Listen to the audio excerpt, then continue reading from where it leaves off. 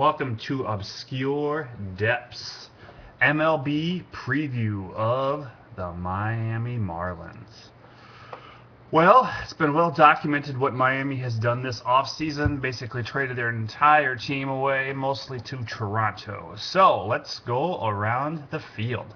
Logan Morrison at first base. Logan has some promising 20 home run potential numbers, but he got hurt a lot last year and he just couldn't stay in the lineup. He's not the best person attitude-wise either, so that kind of gets him in trouble. But he's going to be the first baseman this year. This is not a very deep team. He'll probably hit, I suppose he could hit third right in front of Giancarlo Stanton. But Logan Morrison, first base. Donovan Solano. I might forget some of these names because who on earth are most of these guys? He's our second baseman. I couldn't tell you a thing about this guy. I don't know. I guess he stole 7 bases in 79 games last year, so he has a little bit of a running potential, but he's not a name that everybody knows. So he's certainly going to have his chance to prosper. I'm not going to even attempt to say the first name of the shortstop here, but they got from Toronto, but his last name is Hechavarria. This guy's got a lot. He was a promising prospect. Didn't steal any bases last year. I think you're going to see that change this year. I think he could potentially get 20. He's got a little bit of power. He's still young, so the power is coming, but he's going to be their everyday shortstop, and I think he might have a decent year because he's really not have anybody behind him. So Placido Polanco, that brought in to play third base this year. Polanco's been a pretty good hitter throughout his career. Was pretty dinged up last year.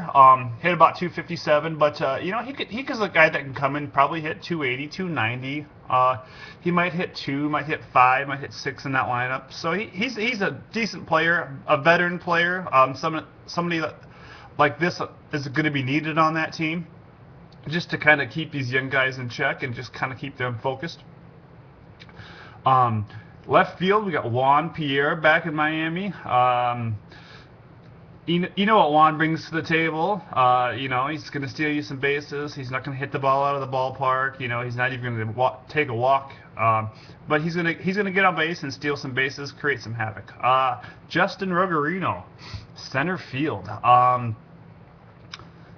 This guy has been kind of a promising prospect for a long time. He's been up and down with the Tampa organization.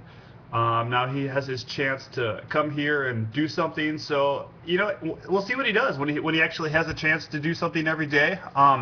They also got Gorkys Hernandez out there in center field to kind of keep Ruggerino going hard, and they also have Austin Kearns in the outfield mix. It's not a great outfield, but it's not terrible. I mean, it could be worse. At least you got some experience out there. And then we move to right field with the real big stick in the lineup, and that's Giancarlo Stanton, also known as Mike Stanton, but he wants to be called Giancarlo, if that's how you pronounce it. Phonetically anyway. But anyway, Giancarlo Stanton.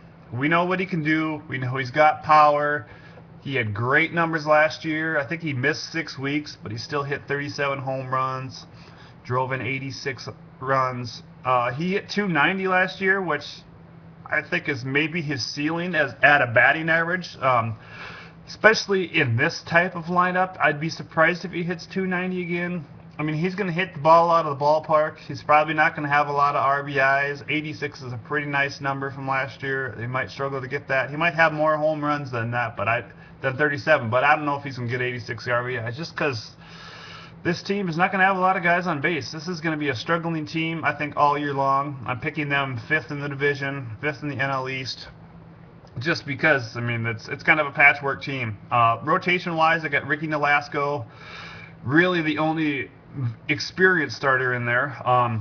They got Henderson Alvarez from Toronto, Wade LeBlanc, who does have some experience. Henderson Alvarez does have a good year under his belt, too. Nate Eovaldi, they got in the deal with the Dodgers that sent Hanley Ramirez there. He's a good young promising arm. He could do some damage for him. I really like him. I actually like the kid, the Jacob Turner a little bit. They got better. I like him a little bit better because they got him from Detroit for Angel. Annabelle Sanchez, excuse me. I think he's a good young prospect. I think he's gonna be one of those nice power pitchers as his career moves on. So he's gonna find some strikeouts and be a decent guy. He's right now probably fifth in that rotation, but he can move up this year, I think. Steve Chizik is a closer. He had some decent times last year. He had 15 saves. He had 68 Ks and 63 innings. That's not bad. So he could save some games, but he's going to have to save almost all their games because I don't see this team winning a whole lot of games.